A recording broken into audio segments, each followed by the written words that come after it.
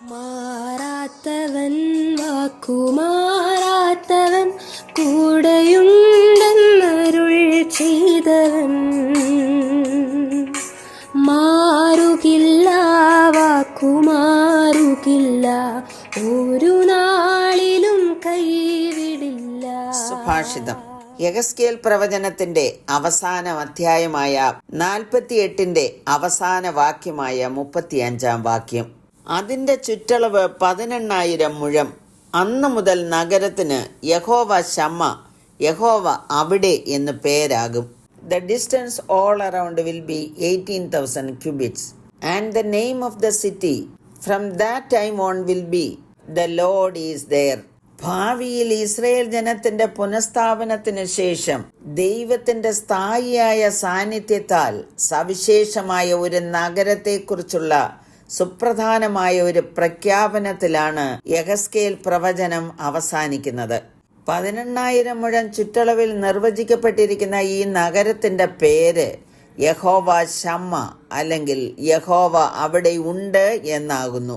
യെഹെസ്കേൽ പ്രവചനം സംക്ഷിപ്തമായി അവലോകനം ചെയ്യുമ്പോൾ ഈ പ്രവചനത്തെ 4 ഭാഗമായി തിരിക്കുവാൻ കഴിയും. 1 മുതൽ 3 വരെയുള്ള അധ്യായങ്ങൾ യെഹെസ്കേലിന്റെ നിയോഗത്തെക്കുറിച്ച് എഴുതിയിരിക്കുന്നു. 4 മുതൽ 24 വരെയുള്ള അധ്യായങ്ങളിൽ യഹൂദയുടെ ന്യായവിധിയും 25 മുതൽ 32 വരെയുള്ള അധ്യായങ്ങളിൽ ജാതികളുടെ ന്യായവിധിയും രേഖപ്പെടുത്തിയിരിക്കുന്നു. ഇസ്രായേലിന്റെ പുനഃസ്ഥാപനത്തെക്കുറിച്ചാണ് 33 മുതൽ 48 വരെയുള്ള അധ്യായങ്ങളിൽ. അതിൽ 40 മുതൽ 48 വരെയുള്ള അധ്യായങ്ങളിൽ ഇസ്രായേൽ ജനത്തിന് ഭാവി പ്രത്യാശ നൽകുന്ന പ്രവചനങ്ങളാകുന്നു. ഭാവിയിൽ ഒരു ദേവാലയം പണിയപ്പെടും. ദേവാലയം നിർമ്മിക്കേണ്ട അളവുകൾ, അതിലുണ്ടായിരിക്കേണ്ട സാമഗ്രികൾ, തുടർന്ന് അതിൽ നടക്കേണ്ട വർഷിപ്പ്, ഇതെല്ലാം ഈ അധ്യായങ്ങളിൽ എഴുതിയിട്ടുണ്ട്. അവസാന അധ്യായമായ 48 അധ്യായത്തിലാണ് ഇസ്രയേലിലെ 12 ഗോത്രങ്ങൾക്കിടയിലുള്ള ദേശത്തിന്റെ വിഭജനവും കർത്താവിന്റെ നഗരത്തെക്കുറിച്ചും വിവരിച്ചിരിക്കുന്നത്. ഉൽപ്പത്തി പുസ്തകം 15 അധ്യായത്തിന്റെ 18 വാക്യത്തിൽ അന്ന് യഹോവ അബ്രഹാമിനോട് ഒരു നിയമം ചെയ്തു. നിന്റെ സന്തതിക്ക് ഞാൻ മിസ്രയീം നദി തുടങ്ങി ഫ്രാത്ത് നദിയായ മഹാനദി വരെയുള്ള ദേശത്തെ തന്നിരിക്കുന്നു എന്ന് അരുളി ചെയ്തു. ദൈവം തന്റെ മക്കളോട് വാഗ്ദത്തം ചെയ്ത ഭൂമി അവർക്ക് നൽകപ്പെടും. ഈ വിശാലമായ ചരിത്രം നമ്മോട് പറയുന്നത് ഇസ്രയേൽ ജനം ദൈവത്തെ മറന്ന് അന്യ ദൈവങ്ങളെ സേവിക്കുകയും പാപം ചെയ്യുകയും ചെയ്തപ്പോൾ ദൈവത്തിന്റെ സാന്നിധ്യം അവരിൽ നിന്ന് വിട്ടുപോയി. എന്നാൽ ദൈവത്തിലേക്ക് മടങ്ങി വരുന്ന ജനങ്ങൾക്ക് അവിടുന്ന് പുനഃസ്ഥാപനം നൽകുന്നു. അവരെ വീണ്ടും ചേർത്തുകൊള്ളുന്നു. ദൈവമഹത്വം അവരിലേക്ക് മടങ്ങി വരുന്നു. വാഗ്ദത്തം ചെയ്തതെല്ലാം അവർക്ക് നൽകുന്നു. പ്രിയമുള്ളവരെ, ദൈവം നമുക്ക് ചെയ്തിരിക്കുന്ന സകല വാഗ്ദത്തങ്ങളും നമ്മളിന്മേൽ നിവർത്തിക്കും. അവിടുന്ന് വിശ്വസ്തനാകുന്നു. ദൈവം എപ്പോഴും നമ്മോടുകൂടെ വസിക്കുവാൻ ആഗ്രഹിക്കുന്നു. അതിനൊരു പുനഃസ്ഥാപനം ആവശ്യമാണ്. അങ്ങനെയുള്ളവരോടുകൂടെ എപ്പോഴും ദൈവ സാന്നിധ്യം ഉണ്ടായിരിക്കും.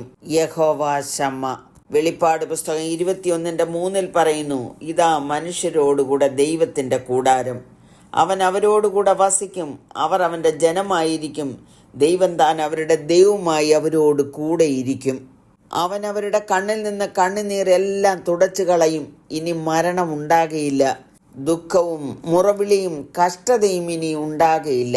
ഒരുപക്ഷെ ഭൂമിയിൽ നാം ആയിരിക്കുമ്പോൾ വളരെ പ്രതികൂലങ്ങളിൽ കൂടെയും കഷ്ടപ്പാടുകളിൽ കൂടെ ആയിരിക്കാം ദൈവത്തെ സേവിച്ചും ആരാധിച്ചും പോകുന്നത്.